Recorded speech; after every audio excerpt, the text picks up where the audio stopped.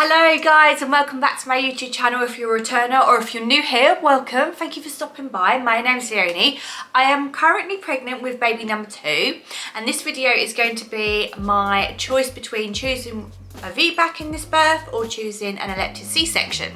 So as I said, this video is going to be about my birth plan and my birth choice. I have the option of choosing to have a VBAC or a elective C-section, as I had emergency C-section with my first. So this is kind of just going to be what my choice is going to be, my thought process. I thought I'd share that with you guys. Obviously, your choice is your choice. You should go with what feels comfortable, for what feels right for you. Everyone's circumstances are different. So this isn't meant to be a video of going, this is what you should choose. It's just taking you along. Maybe there's something you haven't considered or thought about in your thought process and decision making that you might find helpful. But yeah, I just thought I'd share it with you guys. So I'll quickly give you a little bit of a previous overview of my last birth. I have a whole birth story video that I will link up here and link down below for you guys, so I won't go into too much detail. You can check that out over there. But I had a emergency C-section in July 2020 with my firstborn. She was overdue. I had her about 42 weeks. I was induced in the end. I had 2 sweeps and then an induction. I laboured pretty well actually. So the induction, as much as I wish I didn't have an induction, which we'll get into, it went really well. Everything was textbook by the hour. I had that done and then I came back home, laboured a bit at home, then went back in. I was 4 centimetres. I then was told I was having a textbook labour. I was dilating every 2 centimetres every 4 hours. I got to 10, my waters broke at 10 centimetres. I was actively pushing for over an hour. So everything was going well. My body was doing what it meant to. And then she turned transverse. She got her head and shoulders stuck, like I think she turned as she was coming down. And then I just could not get her out. And then there was fetal heart rate distress. I can't remember if it was too high or too low really. At that point I was put on the hormone drip to try and speed up my contractions, because at this point they were slowing down as well. And then I was taken down. Oh well, the consultant came in, she did an ultrasound. Everyone was trying to figure out what position Isla was in. They basically took me down to theatre with the hopes that they were going to do an episiotomy and a forceps delivery to try and get her out, because she was there. But when I got in there, the consultant had a look and was like, with her position, I cannot remove her with forceps. We're going to have to do a C-section. So it wasn't even until I was, I didn't get wheeled down to theatre thinking I was going to have a C-section. He literally was like, had my legs up in stirrups, my vagina on show to everybody, thought I was gonna have forceps, and then all of a sudden like, no, emergency C-section. So that was that. That is the story, a brief overview of why I had my C-section. I had no other issues in my pregnancy, had really healthy pregnancy, and the same again this time round. If you follow me on Instagram, then you already know that my choice is going to be for a VBAC, and VBAC is a vaginal delivery after C-section, so a vaginal birth. As soon as I had Isla, I knew that my next baby I would try for a VBAC. Well, let's say as soon as I was adamant I wasn't having any more children after I had her and that whole experience. But yeah, it's never been a consideration to have an elective C-section for me. My body nearly did it. I got to 10 centimetres. I was actually pushing for over an hour. She turned, it happened, things didn't go the way they were supposed to, but my body did get there. So I have really good faith that my body can do it again. So, that's one thing it's making me choose a VBAC. My main reasoning for choosing a VBAC is to do with recovery. Now, I had a really, really bad recovery. A C-section's hard anyway, and then I got a postpartum infection and I was in hospital for a week. And then I became ill, had anemia after that, and it just took me such a long time to recover. And it caused me a lot of trauma. Like, even the cesarean itself didn't cause me as much trauma as being really ill afterwards and that whole scenario. So I want to give myself the most optimal chance of having a better recovery. Now, I know that some recoveries from a vaginal birth can be very, very hard, and there's a lot of factors there as well, but I believe it's going to be better for me if I have a vaginal birth than if I have another C-section. And I mean, I guess in a way I would love to experience that. I just want this birth to be completely different than the birth I had with Isla, and there's going to be a lot of things I'm going to change, and there's a lot of things I wish I hadn't have chosen or done with my last pregnancy, which I would like to, you know, try something different in this one. I will go through my whole VBAC plan in another video, because I am going a bit off guidance with the plan, and there's been a few conversations to be had with my consultants, so I'll fill you in on that. But yeah, so mainly for me it is due to trying to get the best recovery I can, having that experience. I mean, I kind of felt in the beginning after I had Isla that my body had failed me, and that it just wasn't a proper birth because I had a C-section, but those wounds have healed for me now. I know that I did amazing, and any way you have your baby is absolutely amazing. It's so much to go through. So it's not so much the fact that I want to prove anything to myself, then rather just experience it and just have that amazing experience for me. And I feel like it will heal a lot of my leftover trauma. It will be a very releasing experience for me. Whatever way it goes, I'm not naive enough to know or not think that there's a possibility that it could end up in another emergency C-section if I go down this route. Obviously there are risks with VBAC as well. I won't go too much into the risks in this video, just because there's a lot of miscommunication and misleading information out there. I think it's like 1 in 200 risk of having a uterine rupture, so that's like more than a 99% chance nothing's going to happen.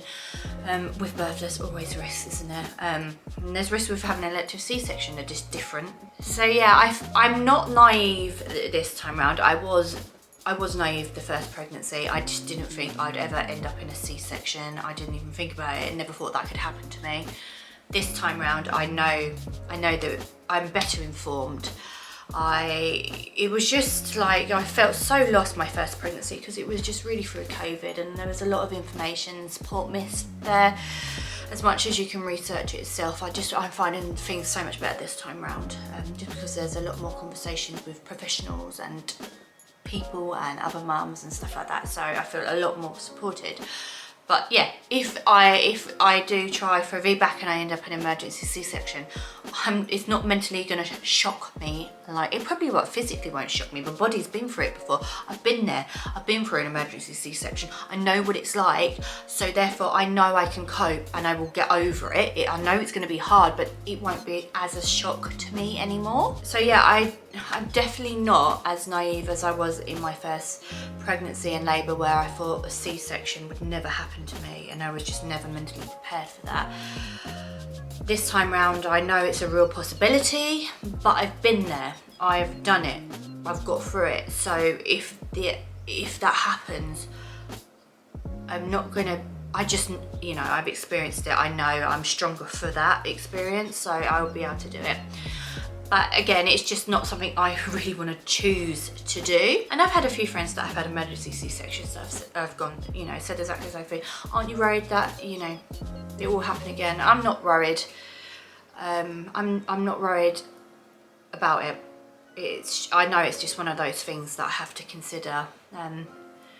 What I'm worried about, or what could, you know, I'm not even worried. I just want to make sure I'm doing everything I can to have the birth that I want, that is the best for me. But on the flip side, I can totally understand why somebody would choose an elective C-section. Maybe you've got a few more risk factors than I do. Like, literally my only risk factor is that I had an emergency C-section last time. You could have other complications in your pregnancy that may lead to you being more inclined to have a C-section. I get that they can be such a common experience. I see, you know, gentle C-sections, people that have planned them, they've gone in, they're all calm and relaxed. you know when it's going to happen, so you've got those days leading up to it where you can take your mama time and have your bath, relax, rest your body, rest your mind, because you know it's coming. You can plan things better. Like, it must be really good to be able to plan like childcare for your toddler. Like, for me, one of the things that I do worry about is like, what about if I go into labour in the middle of the night? What about if, you know, how am I going to get someone to get here and blah, blah, blah. So with like a VBAC and wanting a spontaneous labour, there, you know, I can totally get why someone might want to try for an elective section. As well, it could be that the birth was really traumatic, and if the birth was really traumatic for you, I can totally get why you would want to go into a calmer environment, just go in and out. And of course, you know, if you've gone into a relaxed state and you haven't been labouring for like 2 days, then your body's going to recover a lot faster than if you've been in active labour, pushing, you're tired, been contracting for 2 days, and then you've got to recover with a baby after a major surgery.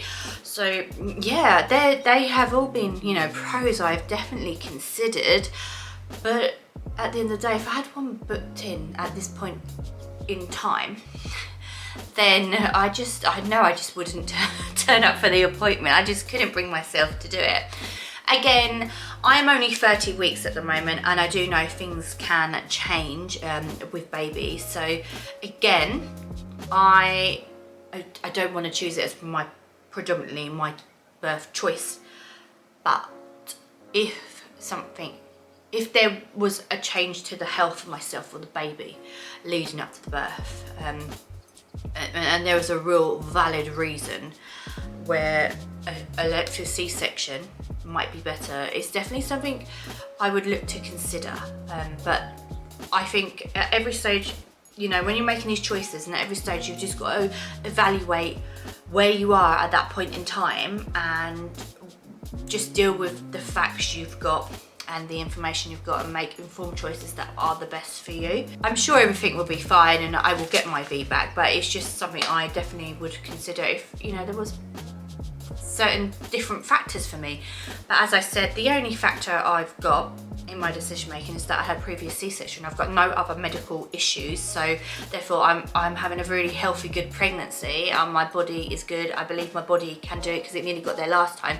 So I feel like, you know, I'm primed to be able to do this, and I really, really am gonna believe in myself that I'm gonna achieve my VBAC. So this video is probably just about my choice, really.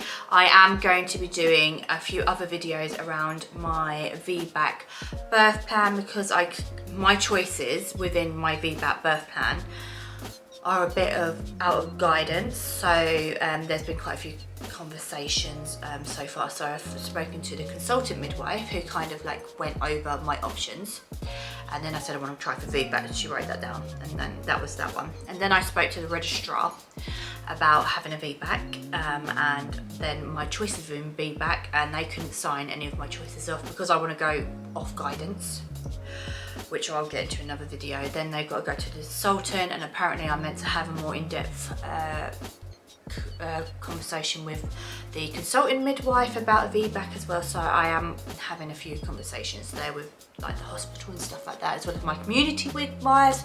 So I will be updating that kind of journey as a whole VBAC video, but I just thought I'd just pop on here and like just go through my choices and what I'm choosing for my second baby. And also I just wanted to say there are some really good support groups on Facebook. So there's one that is C-section support, which if you're planning to go down the elective C-section route, they'd be really, really helpful.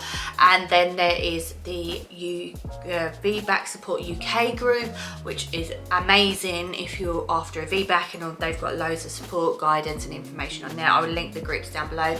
I also recommend trying to find a Facebook group for your hospital's maternity unit. I'm joined one from a hospital, and then within that they suggested I joined the VBAC one for hospital, so everyone that's had a VBAC at that hospital. Really good information on the midwives there and the consultants and their experience, so I really recommend that as well if you're in the process of like your decision making or just going through to birth. So I really hope you enjoyed this video. Please give it a like if you did, and subscribe to my channel if you haven't already. It would mean the world to me, and I'll see you guys in another video. Goodbye.